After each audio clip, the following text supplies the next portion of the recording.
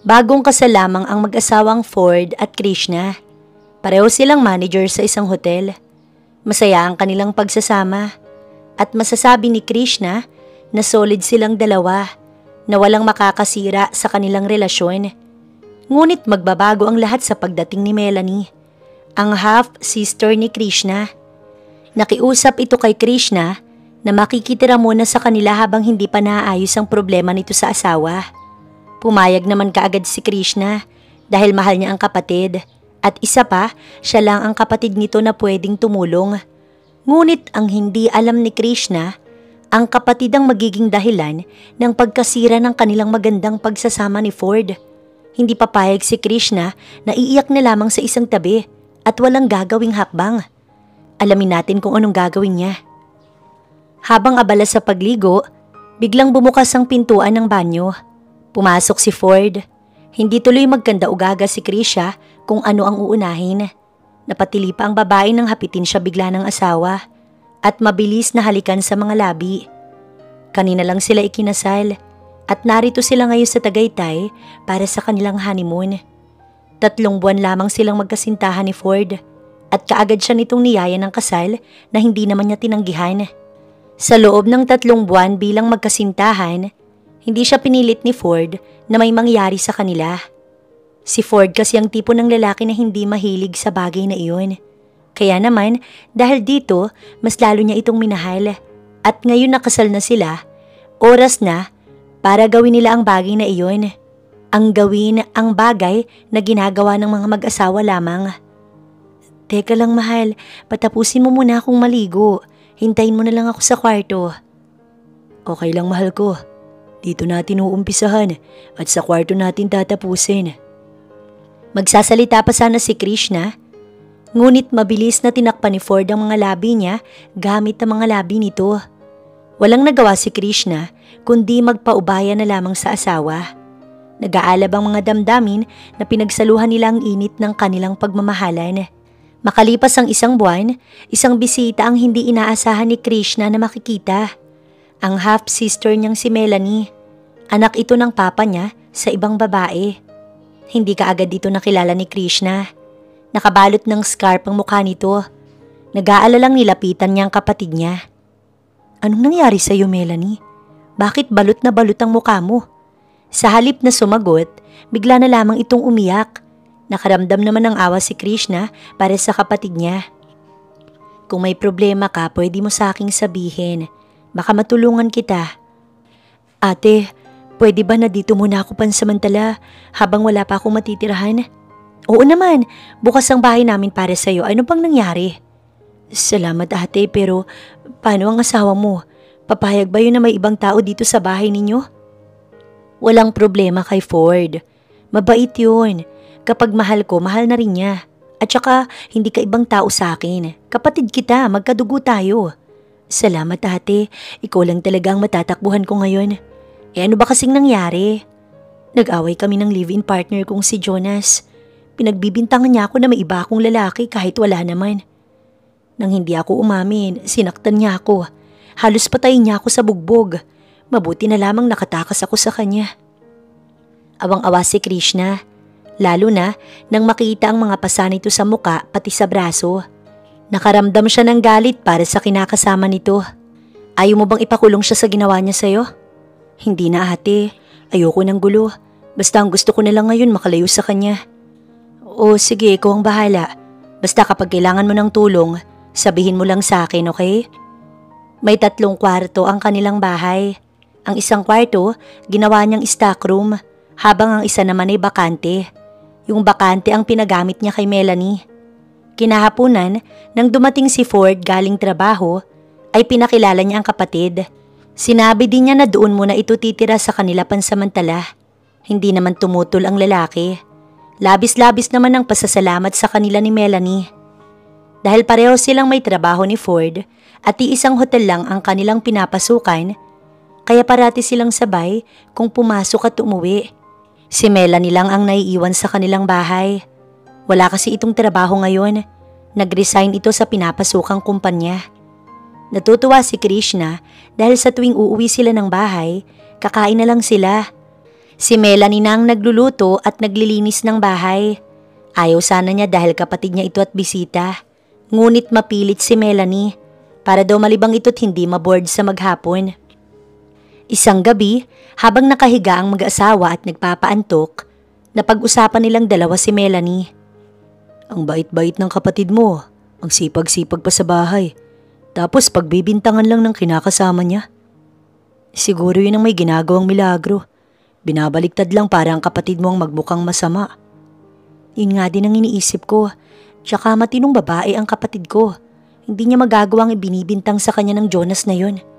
Marami pa silang napag-usapan bago ginupo ng antok. Kinaumagahan, nagising si Krishna na masama ang pakiramdam at nasusuka.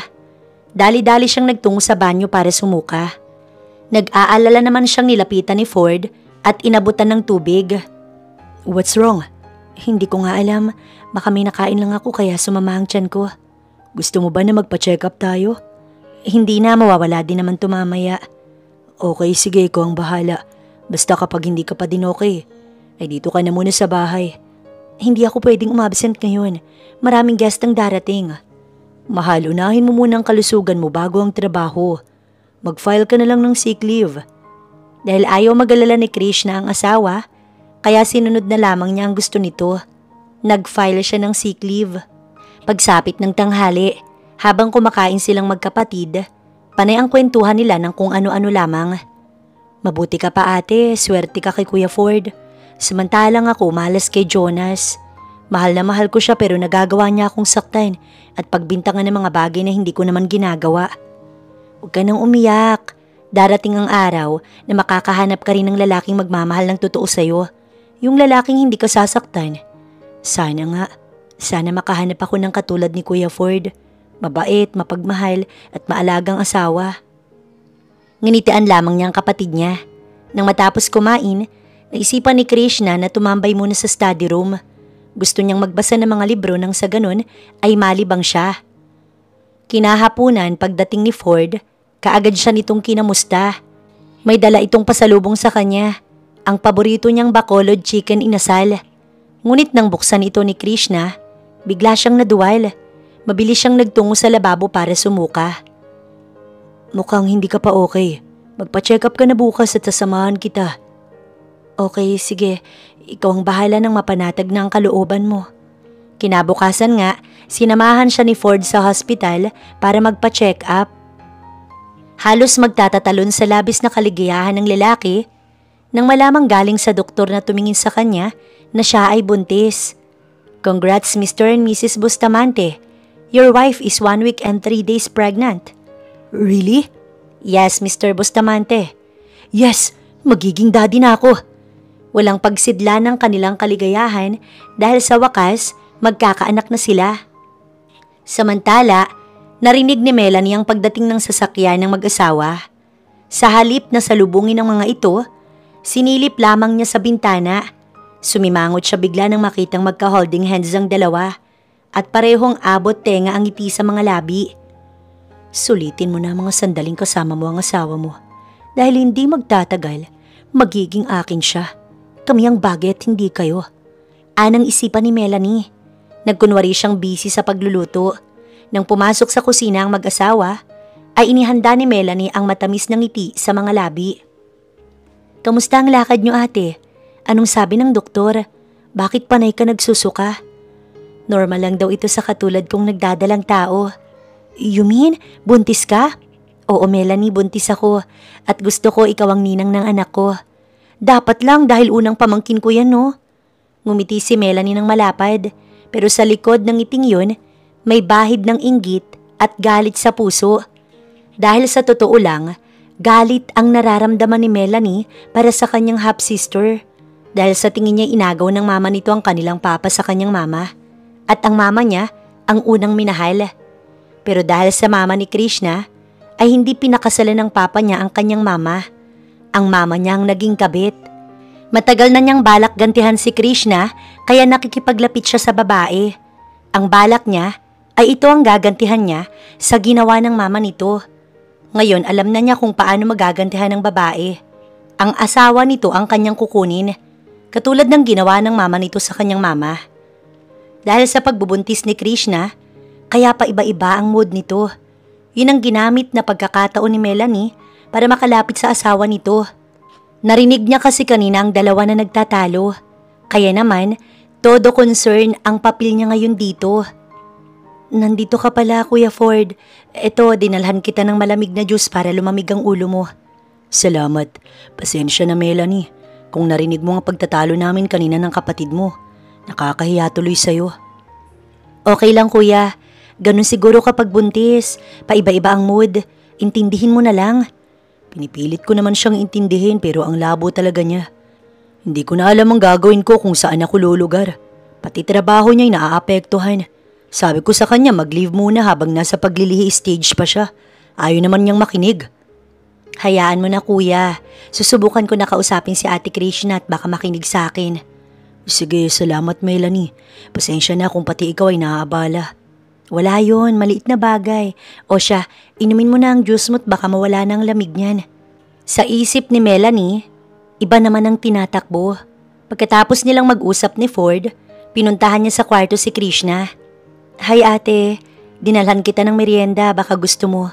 Masarap to, ako ang nagluto. Salamat, pero ayoko ng pasta na may cheese, ang baho. Ah, ganun ba? O sige, papalitan ko na lang ng walang cheese.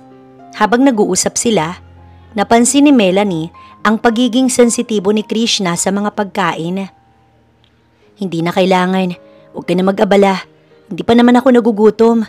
Ang Kuya Ford mo, nakita mo ba? Nasa garden ate nagpapahangin. Bakit mo naman kasi inaaway si Kuya? Baka magtampo yun na tumalis dito. O di kaya maghanap ng ibang babae. Hindi ganun si Ford. Mahal niya ako at naiintindihan niya kung bakit ako nagkakaganito ngayon. Sana nga ate. Kinagabihan habang nakahiga ang mag-asawa, lakas loob na nagsorry si Krishna sa asawa. Hindi naman niya ginusto na palaging mainit ang ulo at paiba-iba ang mood. Ang sabi ng OB niya, normal lang yun sa buntis at sa paglilihi niya. Sorry na love, hindi ko naman sinasadya na awahin ka kanina. Hayaan mo, kokontrolin ko na lang ang sarili ko para maiwasan natin ang pag-aaway. Sorry din kung napagtaasan kita kanina ng boses. Simula noon, pinilit ni Krishna na kontrolin ang kanyang emosyon para hindi na maulit ang kanilang pag-aaway. Sa awa ng Diyos, nalampasan naman niya ito hanggang sa maipanganak niya ang kanilang kambal.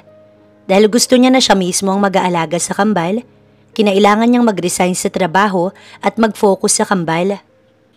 Hindi naman iyon tinutulan ni Ford. Natutuwa pa nga ito sa kanyang desisyon. Sa halip na kumuha ng yaya, sinolo ni Krishna ang pag-aalaga sa mga anak niya. Halos wala na siyang masyadong pahinga.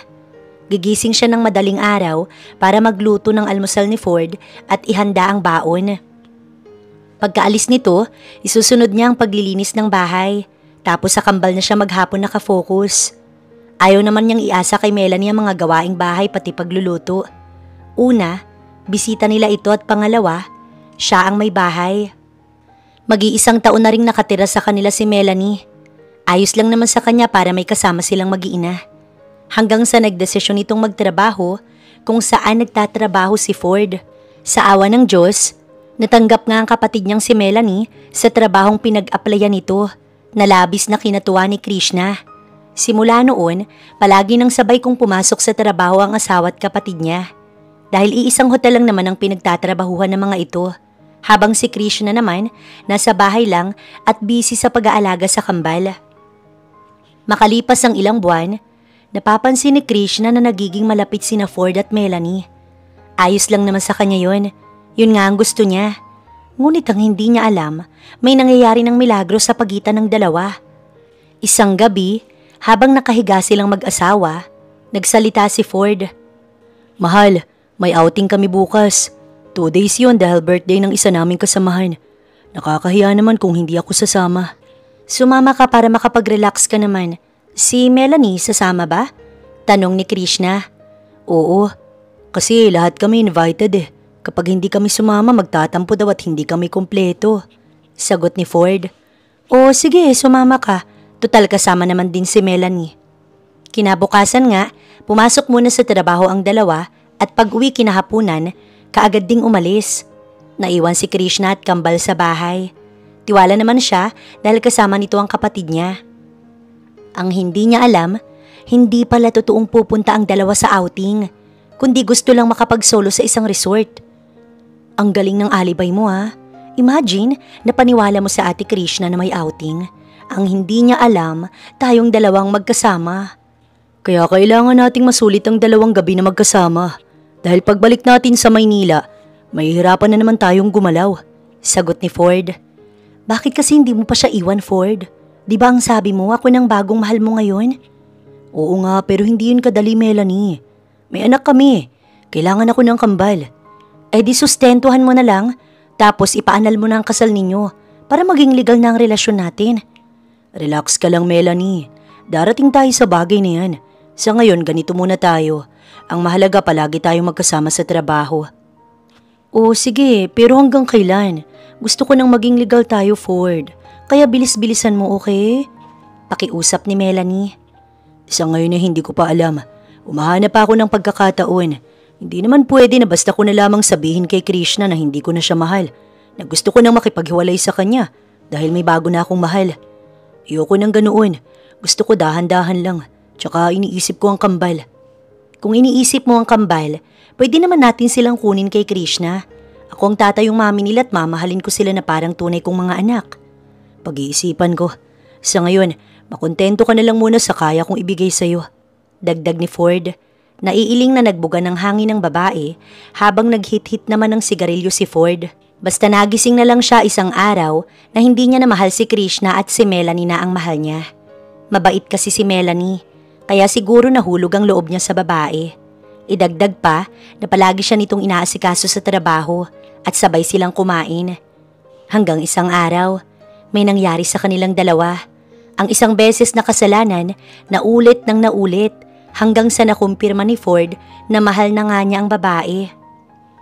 Walang kaalam-alam si Krishna sa namamagitan sa kanilang dalawa ni Melanie. Ayaw niyang lukuhin ang asawa, pero anong magagawa niya kung puso niyang may gusto na mahalin niya si Melanie? Okay, fine. Wala naman ako magagawa kundi maghintay. Pero sana Ford, huwag masyadong matagal ha. Gusto ko nang bumuo ng pamilya na kasama ka at ang mga magiging anak natin. Sabi ni Melanie. Ako din, Melanie. I love you. I love you more. Sagot ni Melanie kay Ford. Kaagad itong lumingki sa kanya na parang sawa. Wala nga silang ginawa kundi ang sulitin ng kanilang 2 araw na bakasyon. Sinadya ni Ford na i-off ang cellphone nang sa ganun walang iistorbo sa kanilang dalawa ni Melanie. Nang matapos ang 2 araw na bakasyon, madaling araw nang bumiyahe sila pabalik ng Maynila. Nakangiti silang sinalubong ni Krishna. Habang tulak-tulak nito ang 2 stroller. Magulo ang buhok nito at hindi pa nakakapagsuklay. May towel na nakalagay sa balikat. Patakbo siya nitong niyakap at pagkatapos ay hinalikan sa pisngi.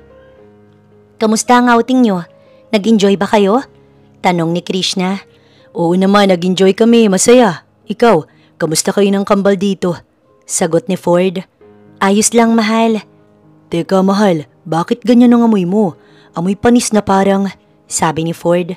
Ay, sorry mahal, hindi pa kasi ako nakakaligo. Hinihintay ko pang matulog itong kambal. Kanina kasi nasukahan ako ni Cedric. Paliwanag ni Krishna. Ganun ba? Sige, pagkatulog nila maligo ka. Ang baho mo. Melanie, halika na sa loob para makakain na tayo. Grabe, nagutom ako sa biyahe. Oh, sige, susunod na ako. Sagot naman ni Melanie. Dumiretso nga sila sa kusina. May pagkain ang nakahanda. Tinawagan niya kasi kanina si Krishna at sinabihang magluto dahil pauwi na sila. Habang magana silang kumakain, naiwan naman sa garden si Krishna na pinapaarawan ng kanilang kambal. Grabe tong si Krishna. Hindi ba niya maamoy-amoy na panis na siya? Ew! Sabi ni Melanie. Ewan ko ba dyan sa kapatid mo? Simula nang magkaanak kami pinabayaan na ang sarili. Mabuti ka pa palaging fresh. Siyempre naman. Ayaw kitang ma-disappoint sa akin. Gusto ko, palagi akong fresh at maganda sa paningin mo. Marahil yun siguro ang nagustuhan niya kay Melanie dahil maalaga ito sa sarili. Kahit pagod ito sa trabaho, hindi pwedeng hindi ito maganda sa paningin niya. Samantalang ang asawa niyang si Krishna, tuluyan ang napabayaan ng sarili. Paano ba naman pagkatulog ng kambal, mag-aasikaso pa ito sa bahay? Hindi pa man tapos sa ginagawa, gising na ang mga bata. Kaya kung minsan, nakakalimutan na nitong maligo sa araw. Tuwing gabi na lang ito nakakaligo. Yun pa naman ang ayaw niya sa isang babae.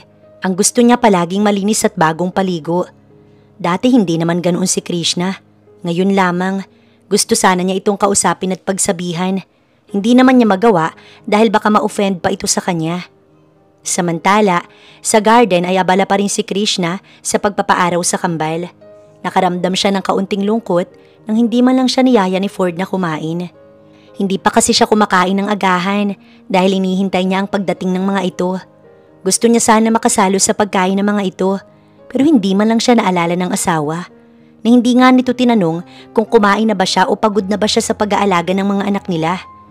Nang sumilip siya sa bintana, nakita niyang masayang kumakain sina Ford at Melanie. Nakita pa niya na ipinagbalat ni Ford si Melanie ng hipon. Ayos lang naman yun sa kanya.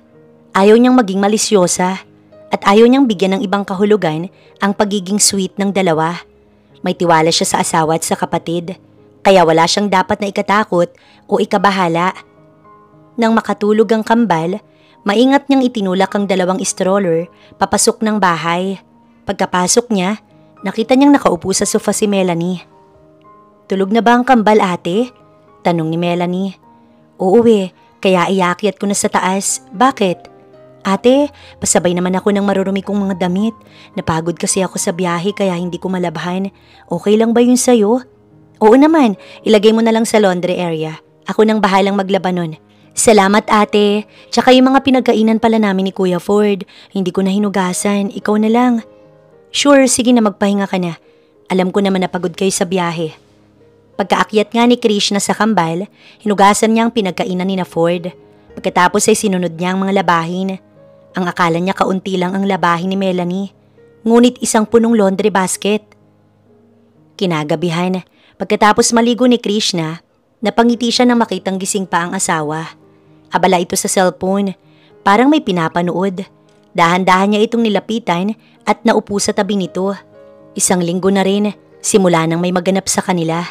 Sa labis na pagod sa maghapon, kaya palaging maaga siyang nakakatulog. Nagigilty na nga si Krishna dahil hindi niya na nagagampanan ng pagiging asawa kay Ford. Ngayon, sinadya niyang hindi talaga matulog ng maaga para maipadama sa lalaki ang pagmamahal niya. Proud na proud siya sa asawa. Kahit hindi na niya masyadong nagagampanan ng obligasyon dito, ay never itong namilit sa kanya o nagalit. Pinaglandas niya ang mga daliri sa malapad nitong dibdib. Sign na gusto niyang may maganap sa kanilang dalawa. Ngunit nanatiling abala pa rin sa cellphone ng asawa. Nakangiting hinalikan niya ito sa pisngi, pababa sa mga labi. "Pagod ako mahal, pasensya ka na," sabi ni Ford. "Ganun ba? O sige, bukas na lang kapag hindi ka napagod." Napapahiyang inayos ni Krishna ang sarili at binuksan ang lampshade. Nahiga siya sa kabilang side ng kama. Niyaya niyang matulog na ang asawa, ngunit hindi pa daw ito inaantok. Dahil antok na at pagod sa maghapon, kaya maagang nakatulog si Krishna. Nagising bigla si Krishna nang makapanawala sa kanyang tabi ang asawa. Nang tignan niya ang orasan sa alarm clock na nakapatong sa center table, pasado 2:00 na ng madaling araw. Dahil nakaramdam ng pagkauhaw, kaya nagpa siya siyang bumangon. Bago bumaba, sinilip muna niya sa kribang kambal. Mahimbing ang tulog ng mga ito. Habang pababa, napadaan si Krishna sa kwarto ni Melanie. Bukas pa ang ilaw, marahil ay gising pa ito. Hindi pa man siya tuluyang nakakababa nang makarinig ng mga ingay na nanggagaling sa kwarto ni Melanie. Sa halip na bumaba, ay bumalik siya at pinakinggan ng ingay na nanggagaling sa kwarto ni Melanie. Parang may kausap ito sa loob ng kwarto. Sa pag-aakalang nasa cellphone ng kausap ng kapatid, kaya naman nagpa siya na siyang bumaba. Ngunit natigil ang kanyang pagbaba nang marinig ang familyar na boses ng lalaki. Hindi siya maaaring magkamali. Boses iyon ng asawa niyang si Ford. Nagmamadaling bumalik si Krishna sa pintuan ng kwarto ni Melanie at pinakinggang mabuti. Tama nga siya. Boses nga yun ni Ford. Anong ginagawa ni Ford sa kwarto ni Melanie ng ganitong oras? Diyos ko, wag naman sana. Hindi pwede. Hindi ko maghagawang lokohin ng asawa at kapatid ko. Bulong ni Krishna sa sarili. Pinihit ni Krishna ang doorknob ng pintuan. Hindi nakalak Dahan-dahan niyang binuksan at sinilip kung anong ginagawa ng dalawa sa loob. Natutop bigla ni Krishna ang sarili niyang bibig nang makitang ginagawa ng dalawa. Kitang-kita ng dalawang mata niya ang ginagawang milagro ng asawa niyang si Ford at kapatid na si Melanie. Sa halip na sugurin ng dalawa at kumprontahin, pinili na lamang niyang bumalik ng kwarto. Pagkapasok ng kwarto, doon niya pinakawalan ng mga luhang kanina pa niya pinipigilan. Bakit? Bakit nagawa nila akong lukuhin? Mga katanungan sa kanyang isipan na kailangan niya ng sagot. Saan siya nagkulang para lukuhin ni Ford at ipagpalit sa sarili niyang kapatid? Pinahid niya ang mga luha at hinintay niyang bumalik sa kanilang kwarto si Ford. 4:00 na ito nang pumasok sa kanilang kwarto. Nagulat pa ito nang makitang gising siya at nakaupo sa kama. "Oh mahal, bakit gising ka pa?" tanong ni Ford. "Nauhaw ako kaya bumangon ako. Saan ka galing? Hinanap kita sa labas, wala ka doon." "Nagpahangin lang ako sa labas, tsaka nagsindi ng yosi." "Oh talaga? Sigurado kang galing ka lang sa labas?" "Oo naman, bakit mo na itanong?" "Wala naman, hindi kasi kita nakita sa labas eh. O sige na, matulog na ulit tayo. May pasok ka pa bukas." Nagngingit-ngit ang kalooban ni Krishna dahil sa pagsisinungaling sa kanya ng asawa. Simula nang matuklasan niya ang lihim na relasyon ni Ford at Melanie, hindi niya pinagkatiwalaan na ang dalawa. Ayaw na niyang paniwalaan ang mga sinasabi ng mga ito. Araw ng Sabado, parehong walang pasok ang dalawa dahil off ng mga ito tuwing araw ng Sabado. Habang kumakain sila, pinagmasdan niya ang kapatid sabay niya itong tinanong. "Wala bang nanliligaw sa'yo mga katrabaho mo?" tanong ni Krishna. "Wala naman ate, bakit mo na itanong?" "Wala naman, curious lang ako sa ganda mong yan. Alam mo ang maipapayo ko lang sa'yo, kung magkakaroon ka ulit ng boyfriend, piliin mo yung katulad ni Ford. Mabait, masipag, mabuting ama't asawa, at higit sa lahat loyal sa iisang babae. Right, mahal?" "Oo naman, mahal." "Oo nga ate, kaya naiinggit talaga ako sa'yo dahil napakaswerte mo kay Kuya Ford.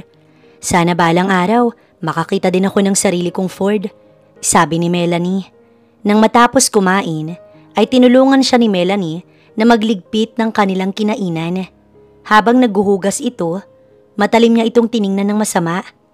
"Sige lang Melanie, sulitin mo lang ang mga araw na nasa kandungan ka ni Ford. Dahil darating ang araw na maniningil ako sa iyo at sa walang yakong asawa." Bulong ni Krishna sa sarili. Nagpasya si Krishna na kumuha ng 2 yaya para sa kambal. Hindi niya ito sinabi kay Ford, sarili niyang desisyon. Matapos makakuha ng yaya, nagtungo siya ng salon. Gusto niyang ibalik ang dating siya. Maaaring kaya siya pinagpalit ng asawa kay Melanie dahil napabayaan niya na ang sarili. Pinaggupit niya ang mahabang buhok. Gusto niyang maging bata sa paningin ni Ford. Tiyak, maglalaway ito sa bago niyang itsura. Nag-shopping na din siya ng mga bagong damit, mga sosyal tignan at higit sa lahat, lumabas ang kanyang kaseksihan. Nagulat pa ang dalawa ng pag-uwi galing trabaho nang makita ang bagong siya. Kitang-kita niya ang paghanga sa mga mata ni Ford. "You look beautiful," sabi ni Ford. "Ngayon lang ba?" "No, araw-araw kang maganda mahal, pero mas maganda ka ngayon." "Talaga?" tanong ni Krishna. "Hayaan mo mahal, simula ngayong araw, hindi mo na ako makikitang losyang. Palagi na akong ganito kaganda sa paningin mo. Kaya ikaw Melanie, ingatan mo ang sarili mo. Baka malosyang ka't iwan ka ng lalaking mahal mo." "Hinding-hindi yun mangyayari ate Krishna, dahil alagang-alaga ko ang sarili ko at humaling na humaling sa akin ang mga kalalakihan." "Oh, I see," sabi ni Krishna. "Bakit hindi mo sinabi sa akin mahal na kukuha ka pala ng yaya?" tanong sa kanya ni Ford. "Sorry, biglaan kasi. Naisip ko kasi na napapabayaan na kita dahil nakafocus na lang ako sa kambal natin. Kaya naisip ko na kumuha ng yaya nila." "Maganda yung naisip mo mahal. Umpisa na ng paniningil ko sa inyo. Humanda kayo sa hagupit ko," bulong ni Krishna. Kinagabihan, pagkatapos mag-shower, sinadya niyang lumabas ng nakabalot lang ng towel. Wala siyang suot na kahit na ano. Walang pakailam na nagbihis siya sa harapan ng asawa. Napansin niya ang sunod-sunod nitong paglunok. "Ganyan nga Ford, matakam ka sa akin. Hindi yung sa iba ka natatakam," anang isipan ni Krishna. Habang abala sa pagbibihis, naramdaman niya ang mga kamay ni Ford na ngayon ay nasa bewang na niya. Napakaganda mo talaga, mahal. Naalala ko nung una tayong magkita. Nagustuhan ka agad kita. Ako din, mahal. Kaya nga mahal na mahal kita. Nang akmang hahalikan sana siya nito sa mga labi, ay mabilis niyang iniiwas ang muka. Why, may problema ba, mahal? Sorry, mahal. Medyo masama kasi ang pakiramdam ko. Sa susunod na araw na lang, kapag maayos na ang pakiramdam ko. Paliwanag ni Krishna. Ganun ba? Ayos lang, pahinga ka na, mahal. Lalabas lang ako sandali. Ang totoo, hindi naman masama ang pakiramdam niya. Gusto lang niyang akitin at takamin ng asawa para makaganti sa ginawa nitong panluloko sa kanya. Samantala sa teres, panayang buga ng apoy ni Ford sa usok ng sigarilyo. Ngayon pa lamang siya tinanggihan ni Krishna. Bukod doon, ibang napapansin niya sa asawa. Parang inaakit siya nito at tinatakam. Pagkatapos ay biglang wala namang magaganap. Nakakaramdam siya ng inis ng mga sandaling yun. Habang lumilipas ang mga araw, napapansin ni Ford na malaki ang pinagbago ni Krishna.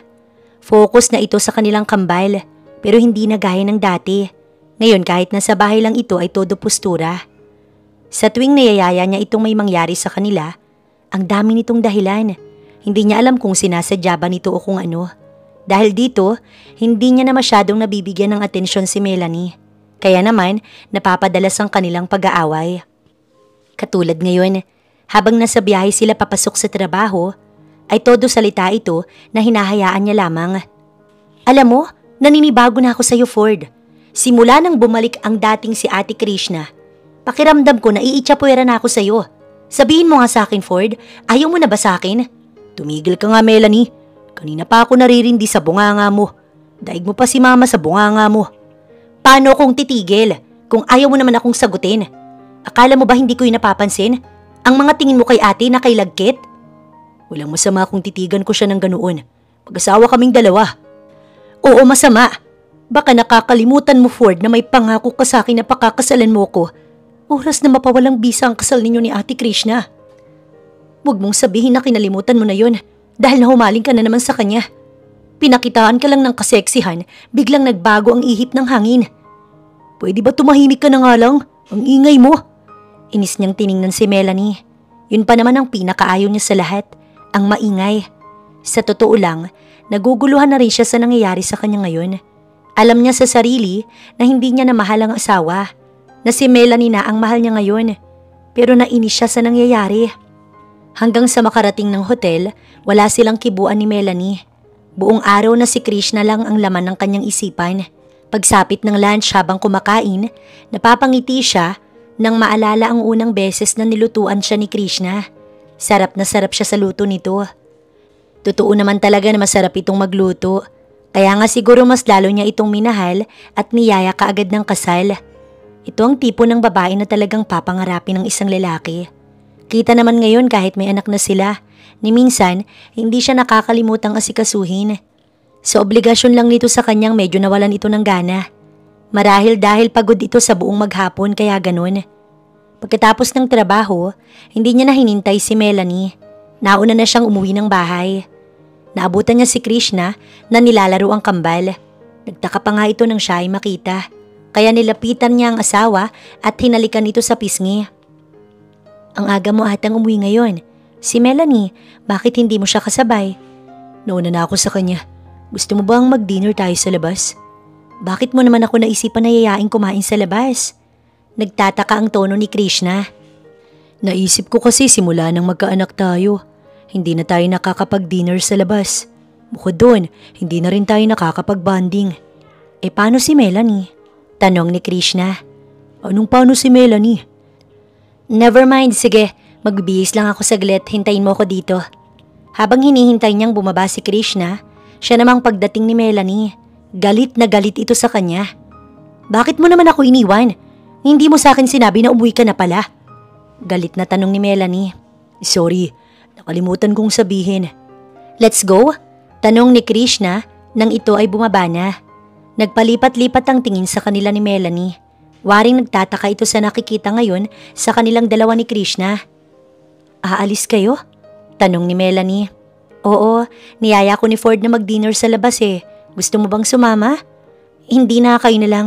Enjoy. Are you sure? Oo naman, sige na. Umalis na kayo at ako nang bahala rito. Okay, bye.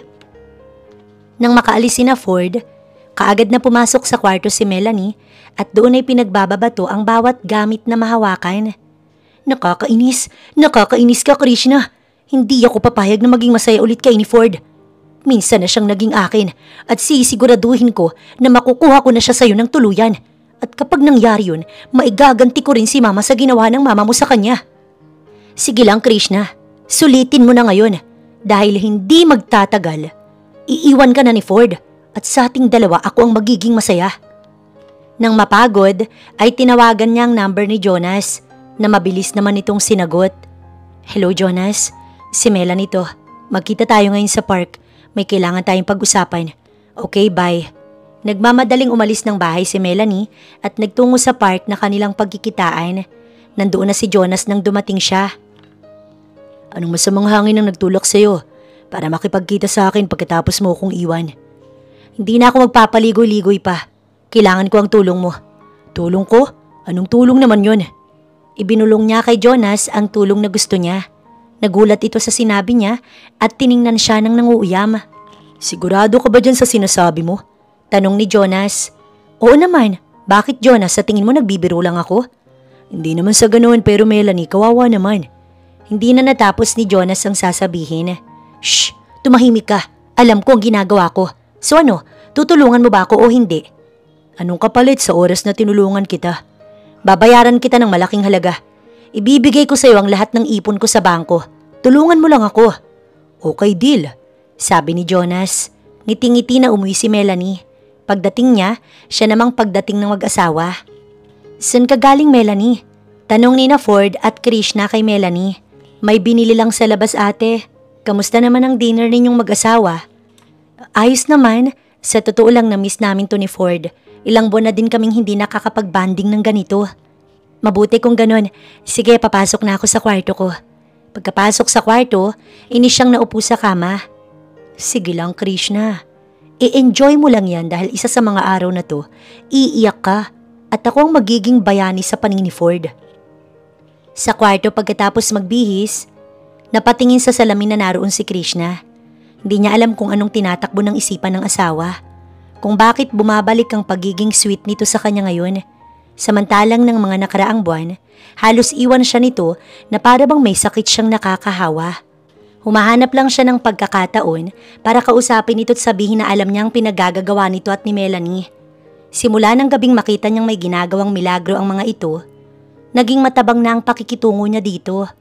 Kung wala lang silang anak, matagal niya na itong iniwan. Ngunit iniisip niya ang kambal. Ayaw niyang lumaki ang mga ito na walang ama at hindi buo ang kanilang pamilya.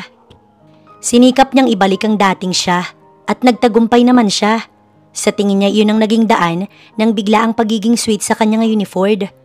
Ngunit kahit anong gawin nito, nawala na siya ng amor sa lalaki. Ang kanilang anak na lang ang dahilan kaya nananatili siya sa bahay na yun at nakikipagplastikan sa dalawa.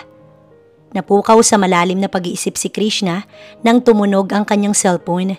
Nang tingnan niya kung sino ang tumatawag ay ang mama niya pala. Dali-dali niya itong sinagot. Natuwa siya nang marinig ang boses ng ina. Hello, Mama? Napatawag po kayo. Hello, anak. Napatawag ako para sabihin sa iyo na sa linggo na ang family reunion natin. Sana makapunta ka. Isama mo si Ford. Ngayong linggo na ba yun, Mama? Oo, anak. Sa bahay ng tita Alice mo ang venue. O, sige, Mama, darating kami. Anong oras po ba yan? 4:00 ng hapon ng umpisa. Isama mo na rin ang mga apo ko para makita ko naman. O, sige hot, isasama ko sila. Nang maibaba ang tawag ng ina, siya namang pagpasok ni Ford.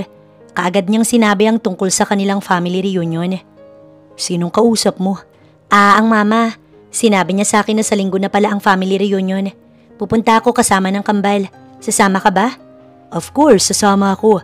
Anong oras ba para makapag-out ako ng maaga? 4 p.m. daw eh. Sagot ni Krishna. Okay, sige. Ang kambal, isasama ba natin? Oo naman. Gusto rin kasing makita ni mama ang mga apo niya. 2 araw bago ang family reunion, aksidenteng nahuli ni Krishna ang asawa at kapatid na may ginagawang milagro sa kusina ng 10 oras ng gabi. Ang buong akala niya ay itinigil na nito ang ginagawang pakikipagrelasyon kay Melanie. Pero hindi pa pala. Naikuyom niya ang dalawang kamao. Galit at pagkasuklamang nararamdaman niya ngayon para kay Melanie. Wala itong utang na loob. Pagkatapos niya itong patirahin sa pamamahay niya, yun pang igaganti nito sa kanya. Hindi na siya papayag na manahimik pa sa isang tabi lang at walang gawing hakbang.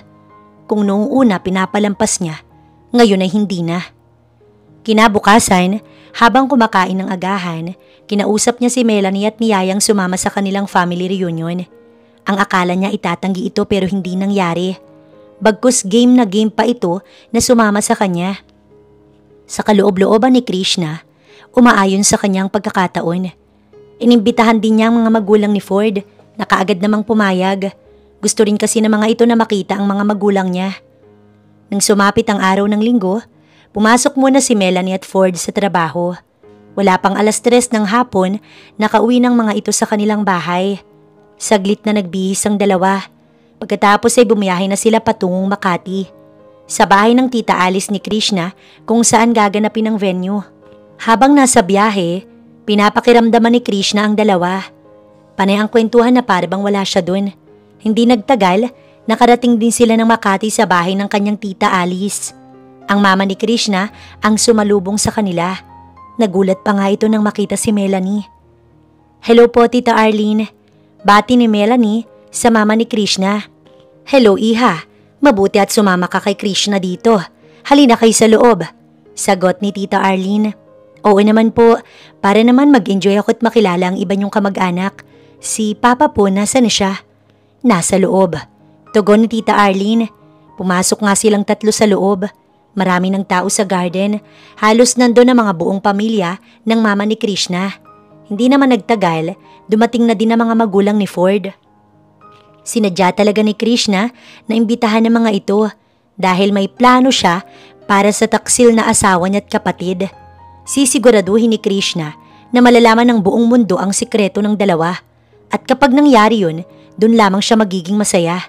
Pinili ni Krishna na sa bandang dulo ng kunin nilang table para hindi sila masyadong daanan ng ibang mga bisita. Hindi nagtagal, nagsimula na nga ang party. May mga kamag-anak pa silang nagdatingan kasama ang mga anak at manugang. Nagpaalam sa kanya si Ford na magbabanyo lamang sandali. Hindi nagtagal, napansin niyang pasimpleng tumayo si Melanie at nawala na lamang ng parang bula. Ang mga walang ya, kahit dito ayaw magpaawat, anang isipan ni Krishna. Ilang minuto na ang nakalipas, ngunit hindi pa rin bumabalik ang dalawa. Tumayo si Krishna at ibinili ng kambal sa kanyang mama. Balak niyang hulihin ang dalawa sa akto. Dahan-dahan niyang binaybay ang daan patungong banyo. Ubus na ang pasensya niya. Oras na talaga para bigyan ng leksyon ng dalawa. Nang marating ang pintuan ng banyo, tahimik. Maya-maya'y nakarinig siya ng mga ingay na nanggagaling sa loob. Matyaga niyang hinintay na lumabas ang mga ito sa loob. Hindi nagtagal, bumukas ang pintuan at iniluwasin na Ford at Melanie. Pareho pang nagulat ang mga ito nang makita siyang nakatayo sa pintuan. "Ate Krishna, kanina ka pa ba dyan?" "Medyo. Kamusta naman ang pagbabanyo ninyong dalawa?" "Krishna, please, huwag kang mag-iskandalo dito. Pag-usapan natin to sa bahay." "Relax, Ford. Wala naman akong ginagawa. Nakatayo lang ako dito at hinihintay kayong lumabas. Gagamit kasi ako ng banyo." Walang pakailam na tinalikuran niya ang dalawa. Pagkapasok sa loob ng banyo, naupo siya sa cubicle. Sunod-sunod na paghinga ng malalim ang ginawa niya at nang masigurong okay na siya, tsaka lamang siya lumabas. Wala na doon sina Ford. Bumalik siya sa table nang parang walang nangyari. Nandun sina Ford nakaupo. Napatingin sa kanyang lalaki nang makita siya habang si Melanie naman abala sa pagsiselfone. "Alam kong iniisip mo, mahal. Pero kung ano man yun, please, hayaan mo ko magpaliwanag sa'yo." "Ford, wala akong iniisip. At pwede ba? Huwag mo na nga akong tatawaging mahal. Kinikilabutan ako." Sunod-sunod na sinalina ni Krishna ng alak ang baso at ininom. "Tama na yan, Krishna, baka malasing ka. Huwag mo akong papakailaman, Ford. Alam kong ginagawa ko." "Mabuti pa siguro umuwi na tayo. Lumalalim na rin ang gabi." "Ayoko pang umuwi. Gusto ko pang mag-enjoy at magsaya." Tumayo si Krishna at naglakad patungong stage, bitbit ang basong may lamang alak. Kinuha niya ang microphone at nagsalita. Magandang gabi sa inyong lahat. Masaya ako dahil ngayong gabi, nagkasama-sama tayong lahat. Narito ako ngayon sa inyong harapan dahil may gusto lang akong i-share sa inyo. Actually, ilang buwan ko na itong sinasarili. Pinili kong manahimik at ipagwalang bahala ang sikretong nalaman ko. Sa pag-aakalang tumigil na sila sa kababuyan nila. Pero hindi pala. Dahil isang gabi, sa pangalawang pagkakataon, muli ko silang nahuli na may ginagawang milagro. At sa mismong kusina pa talaga namin. Masakit yun para sa akin. Pero katulad nung una, pinili kong manahimik. Pero hindi ibig sabihin na mananahimik ako, wala na akong hakbang na gagawin. At ito pa ang pinakamasakit sa lahat. Ngayon lang, nahuli ko sila sa banyo na may ginagawang milagro. Hindi na kayo nahiya? Pati dito dinala ninyo mga kababuyan ninyo? Everyone, gusto nyo bang malaman kung sino ang tinutukoy ko? Tingnan nyong mabuti ang mga video na to. Hindi makapaniwala ang lahat nang mapanood ang isang video. Video ng 2 tao na walang iba kundi sina Ford at Melanie. Hindi pa man natatapos ang video, galit na sinugod ng papa ni Krishna si Ford at pinagsususuntok. Walang ya ka? Hayop ka? Tinuhog mo ang 2 anak ko? Papatayin kitang hayop ka! Sigaw ng papa ni Krishna. Ang masayang reunion ay nauwi sa gulo. Mabilis naman na umawat ang mga magulang ni Ford, ngunit hindi maipagkakaila ang galit sa mata ng mag-asawa. Sa halip na umawat, pinili ni Krishna na lisanin ang lugar kasama ang kambal. Ngunit hinabol siya ni Melanie na basta na lamang hinila ang buhok niya. Wala kang karapatan na ipahiya kami ni Ford sa maraming tao. Dapat kinausap mo kami, hindi yung pinangalandakan mo sa buong mundo na kami ang masama, na kami ang makasalanan at ikaw ang biktima dito. Kung ayaw mo naman palang mapahiya, dapat hindi ka gumagawa ng mga bagay na bawal. Kasalanan sa Diyos ang ginagawa mo. Nakikiapid ka ng may asawa ng may asawa. At sa akin pa talaga na kapatid mo. Tama lang yan sa'yo. Ang masaktan at maagawan dahil yun ang ginawa ng mama mo sa mama ko.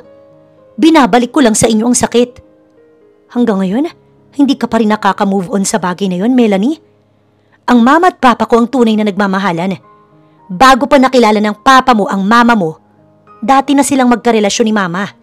Nagkahiwalay nga lang sila dahil pinili ni mama ang tapusin na ang pag-aaral bago mag-asawa. Ubod ng lakas siyang pinagsasasampal ni Melanie, ngunit hindi siya papayag na hindi makaganti sa babae. Ito ang may kasalanan sa kanya at panahon na para maningil ng utang. Ubod ng lakas niyang binalibag si Melanie na kinaaray naman ito. Yun ang ginamit niyang pagkakataon para ito ay sugurin. Pinagsisisipa niya ito at nang hindi pa makontento, hinila niya ang mahabang buhok nito at walang awang inginudngod sa semento. Wala na siyang awa na nararamdaman para sa kapatid niya. Kulang pa yan, Melanie. Kulang pa yan sa sakit na pinaramdam mo sa akin. Humanda kayong 2. Ipakukulong ko kayo. Gusto kong pagbayaran niyo sa kulungan ang ginawa niyong panluloko sa akin. Walang pakailam na iniwan niya doon si Melanie at sumakay ng kotse. Mula sa side mirror, nakita niyang nahihirapang tumayo si Melanie. Simula ng gabing yun, hindi na umuwi sa kanilang bahay si Melanie. Ang mga gamit nito, walang awa niyang sinunog. Ayaw na niyang makakita ng gamit na pag-aari nito. Hinihintay niyang makauwi si Ford. Kailangan niya itong makausap tungkol sa kanilang 2. Ang balak niya, ipawalang bisa ang kanilang kasal. Ayaw niya nang makisama sa lalaki. Masyado nitong sinaktan ang puso niya. Pinagkatiwalaan niya ito ng buo. Pero lulukohin lang pala siya nito. Makalipas ang ilang linggo, sa wakas umuwi din ito sa kanilang bahay. Medyo gumaling na ang sugat sa katawan nito. Mabuti naman na tumuwi ka na. Kailangan nating mag-usap. Tungkol saan ang pag-uusapan natin? Gusto kong ipawalang bisa ang kasal natin. Ayoko na, Ford. Masyado mo kong sinaktan. Niloko mo ko ng paulit-ulit. Dito pa mismo sa sarili nating pamamahay. Ano? Hindi ako papayag, Krishna. Please, parang awa mo na. Bigyan mo pa ako ng isa pang pagkakataon. Pangako magbabago na ako. Wala na, Ford. Inubos mo na ang tiwala ko sa'yo. Bakit mo ko nagawang lukuhin? Saan ako nagkulang? Ginawa ko naman ang lahat para maging mabuting asawa sa'yo. Pero bakit pinili mo pa rin akong saktan? Galit na tanong ni Krishna. Hindi ko alam. Patawarin mo ko kung naligaw ako ng landas. Hayaan mo ko na ayusin ito at itama ang pagkakamaling nagawa ko. I'm sorry, Ford. Pero huli na ang lahat. Nakapagdesisyon na ako at hindi na yun magbabago. Kunin mo na mga gamit mo sa kwarto. Inimpake ko na yun. Paalam, Ford. Matatag na sabi ni Krishna. Umiiyak na tinalikuran niya ang asawa. Kahit anong pagtawag ang gawin nito, hindi niya ito pinakinggan. Malungkot at punong-puno ng pagsisisi ang nararamdaman ngayon ni Ford. Nagsisisi siya sa nagawa niyang pagkakamali. Napakabuti ng asawa niya para lukuhin lang niya at ipagpalit sa ibang babae. Magsisiman siya ngayon, huli na ang lahat. Bago tuluyang umalis, sinilip muna niya ang kambal at humingi ng tawad sa mga anak. Patawarin niyo ko mga anak kung naligaw ng landas ang daddy. Sana paglaki niyo, hindi niyo ako kasuklaman. Sana hindi mawala ang respeto ninyo sa akin bilang ama ninyo. Mahal na mahal ko kayo mga anak. Ipagdarasal ko na sana dumating ang araw na mapatawad ako ng mami niyo at mabuo ulit tayo bilang isang pamilya. Pansamantalang umupa ng apartment si Ford. Ayaw niyang tumira sa bahay ng kanyang mga magulang. Tsak na pagagalitan lamang siya ng mga ito. Dahil sa nangyari, napabayaan niyang trabaho. Mas gusto na lang niyang magpakalunod sa alak at magkulong sa kwarto. At least doon, walang taong nakakakilala sa kanya. Isang araw, isang bisitang hindi niya inaasahan na makikitang muli pagkatapos ng kaguluhan sa party. Anong ginagawa mo dito? Paano mong nalaman na dito ako nakatira? Kapag may gusto, may paraan. Hiwalay na kayo ngayon ni Krishna. Panahon na para ayusin natin ang tungkol sa atin. Wala tayong aayusin dahil matagal ko nang tinapos ang tungkol sa atin. Kung wala ka nang sasabihin, pwede ka nang umalis, gusto ko mapag-isa. Hindi ako papayag, Ford. Pagkatapos ng lahat-lahat, ito lang ang sasabihin mo sa akin. Nagsisisi ako na naging mabait ako sa'yo. Nagsisisi ako na nakinig ako sa mga sinabi mo. Nang dahil sa'yo, nasira ang pamilya na mayroon ako. Kung hindi ka sana dumating sa bahay namin, hindi kami masisirang mag-asawa. Ikaw ang dahilan ng lahat. Kasalanan mo kaya nagkasira kami ni Krishna. Pareho lang tayo may kasalanan sa mga nangyari. Kaya wag mong isisi ang lahat sa akin. Itong tatandaan mo, Ford. Hindi ako papayag na hindi ka mapupunta sa akin. Sa akin ka lang. Mga katagang iniwan sa kanya ni Melanie bago ito umalis. Sa paglipas ng mga araw, pinilit ni Ford na ayusin ang buhay pero hindi niya talaga kaya na hindi kasama ang kanyang mag-ina. Araw-araw siyang pumupunta kay Krishna para humingi ng tawad. Ngunit paulit-ulit siya nitong pinagtatabuyan. Tanggap naman ni Ford dahil kasalanan naman niya lahat at hindi siya mapapagod na humingi ng tawad sa asawa kahit araw-araw pa yun. Samantala, itinuloy na ni Krishna ang pagsampa ng kaso laban sa asawang si Ford at kapatid na si Melanie. Gusto niyang pagbayaran ng dalawang ginawang panluloko nito sa kanya. Gusto niyang makitang nakakulong ang mga ito nang sa ganoon kahit papaano mabawasan ang bigat ng dinadala niya sa kanyang dibdib. Sigurado ka ba dyan sa desisyon mo, anak? Tanong ng mama ni Krishna. Opo, mama. Niloko nila ako. Tinapakan nilang dignidad ko. Kailangan nilang pagbayaran yun. Hindi ako papayag na hindi sila makulong. Pero anak, paano ang mga anak ninyo? Maiintindihan nila ako pagdating ng araw. Sa ngayon yun lang ang gusto kong mangyari para makaganti sa kanilang dalawa. Nang malaman ng mga magulang ni Ford ang ginawang pagsasampa niya ng kaso laban sa anak nitong si Ford, todo pakiusap sa kanyang mag-asawa. Nakikiusap kami sa iyo, Krishna. Huwag mong ipakulong ang anak namin. Kahit anong gusto mo, ibibigay namin. Basta hayaan mo lang na maging malaya ang anak namin. Pakiusap ng ina ni Ford. Tama ang Mama Salvi mo, Krishna. Malaking kahihiyan to sa pamilya namin. Kami na ang humihingi ng tawad sa ginawang panluloko sa ni Ford. Ani naman ng ama ni Ford. Pasensya na po, Mama at Papa. Pero hindi ko kayo mapagbibigyan. Buo na ang desisyon ko't wala nang atrasan. Matatag na sabi ni Krishna. Laylay ang balikat na umalis ang mag-asawa. Wala nang pakailam si Krishna kung sumamama ng tingin sa kanya ng mga biyanan. Basta tama siya at walang inaapakang tao. Dignidad ang pinaglalaban niya dito, kaya gusto niyang makulong sina Ford at Melanie. Samantala, nagngingit-ngit naman sa galit si Melanie nang makatanggap ng subpina. Hindi siya makakapayag na makulong silang dalawa ni Ford nang dahil lamang kay Krishna. Wala siyang inaksayang sandali. Nagtungo siya sa bahay ni Krishna. Hindi para makiusap, kundi para pagsabihan na hindi siya natatakot. Bakit ka nagpunta dito? Ayoko nang makita ang pagmumukha mo. Galit na sabi ni Krishna. Ang kapal ng mukha mo. May balak ka talagang ipakulong kami ni Ford? Kung ako sa'yo, mag-move on ka na lang at hayaan mo na lang kaming maging malaya. Sagot ni Melanie, puno ng paghamak at galit sa kanyang boses. Ang kapal din ng apog mo, Melanie. Hindi ako papayag na maging masaya kayo. Gusto kong pagbayaran niyo ang ginawa niyo sa akin dahil yun lang ang magpapasaya sa akin. Matigas ka talaga ha? Sige, tignan natin, Krishna, kung sino sa atin ang matibay. Sa ating dalawa, isa lang ang mananalo sa laban na to. Yun lamang at mabilis na niyang tinalikuran si Krishna. Habang nasa biyahe, tinawagan niya si Jonas at sinabing ituloy ang naudlot nilang plano. Tignan natin ngayon, Krishna, kung sinong mananalo sa atin. Kinagabihan, nagising si Krishna nang makarinig ng ingay na nanggagaling sa kusina. Maingat siyang bumangon at bumaba. Tiningnan niya ang kusina kung anong ingay yun. Habang papalapit sa kusina, bigla naman siyang nakaramdam ng kaba. Kaba na hindi niya alam kung saan nanggagaling. Nagulat na lamang si Krishna nang biglang may pumukpok sa ulo niya dahilan upang mawalan siya ng malay.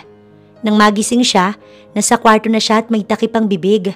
Nang akmang igagalaw niya ang mga kamay, dun lamang napagtanto na nakatali pala ito. Nasa ganoon siyang pwesto nang bumukas bigla ang pinto at iniluwa si Melanie. Lumapit ito sa kanya at tinanggal ang takip sa bibig niya. Walang hiya ka, Melanie. Anong ibig sabihin nito? Galit na tanong ni Krishna. Wala naman, Krishna. Gusto ko lang na magbanding tayong dalawa. Ang saya, di ba? Nakangising sagot ni Melanie. Walang hiya ka talaga. Pakawalan mo ko dito. Lumaban ka ng patas. Lumaban ba ka mo ng patas? Ayoko. Gusto ko maglaro muna tayo ng tagu-taguan. Tingnan nga natin kung ililigtas ka ni Ford o hahayaan ka lang niya na maging abo. Habang kami, magiging masaya kasama ng kambal. Nakangising sagot ni Melanie. Doon lang naalala ni Krishna ang kambal. Wala na ang mga ito sa crib. Nasaan ang kambal? Saan mo sila dinala? Relax, maayos naman sila. Nasa kabilang kwarto lang. So, Krishna, anong last message mo para sa kambal? Matapang ka lang, Melanie, dahil may kasama ka. Pakawalan mo ko dito. Labanan mo ko ng patas. Ganon talaga, Krishna. Mas mautak ako sa'yo. Hindi bale, papunta naman na dito si Ford para iligtas kayong mag-ina. Hindi makapaniwala si Krishna na kayang maging masama ni Melanie. Napuno na ng galit at puot ang puso nito. Hindi na ito ang Melanie na kapatid niya na mabait at may takot sa Diyos.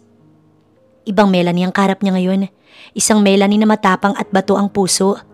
Kung siya lang ay nakahanda na siyang mawala sa mundo. Ang kaso'y nandoon ang kambal niya na wala pang kamuwang-muwang sa mga nangyayari sa mundo. Hindi nagtagal, katulad ng sinabi ni Melanie, dumating si Ford. Mabilis siya nitong nilapitan at takmang kakalagan nang pumasok si Melanie. Hanggang dyan ka lang, Ford.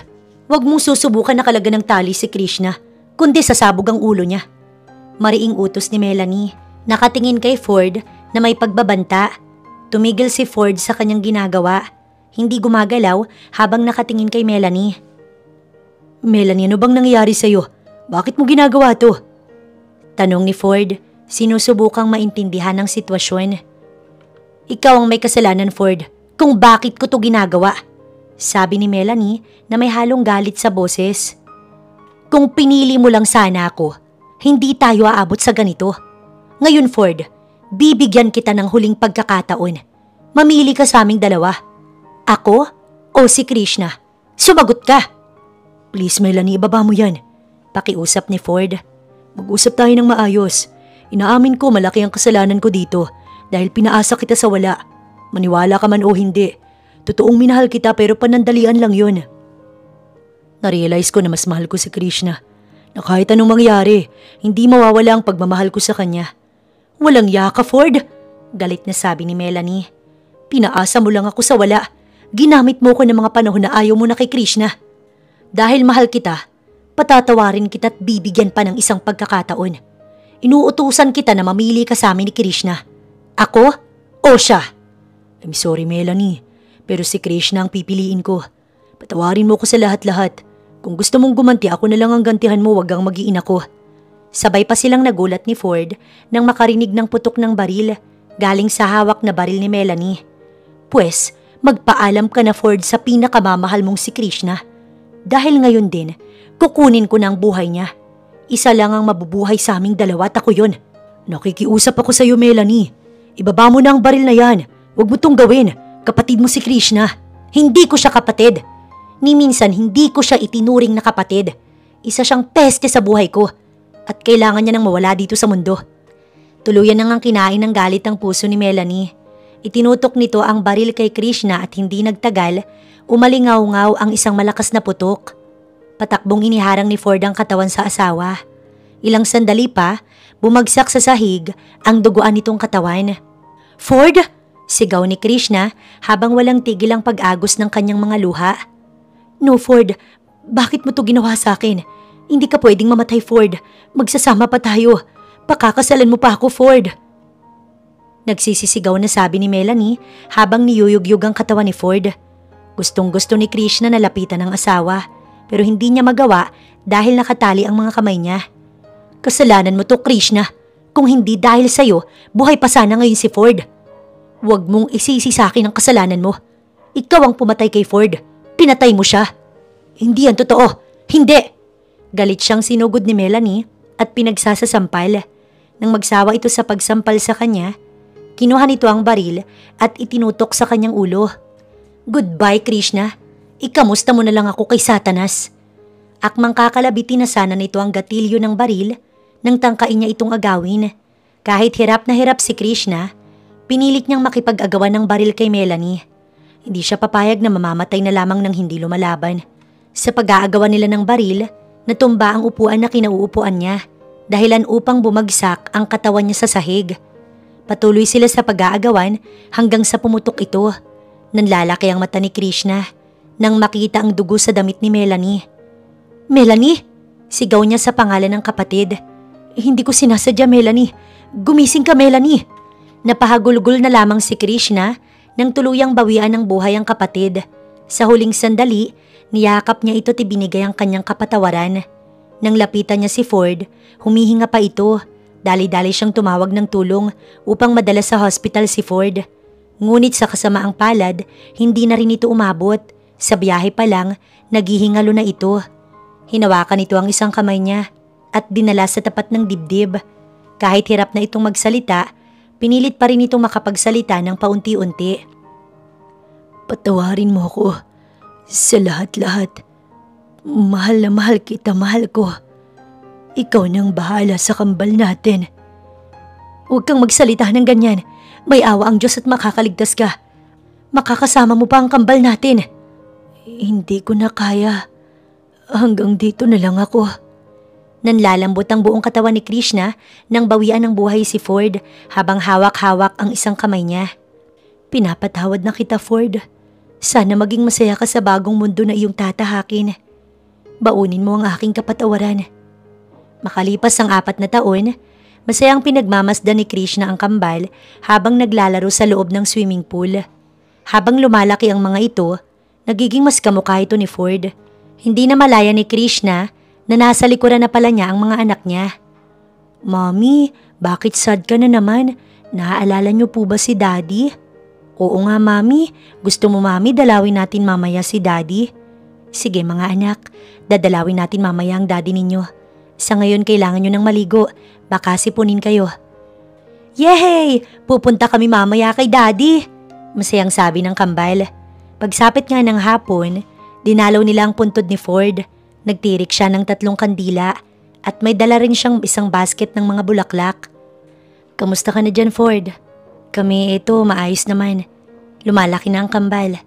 Palagi nilang kinakausap ang mga larawan mo. Namimiss na kita, Ford.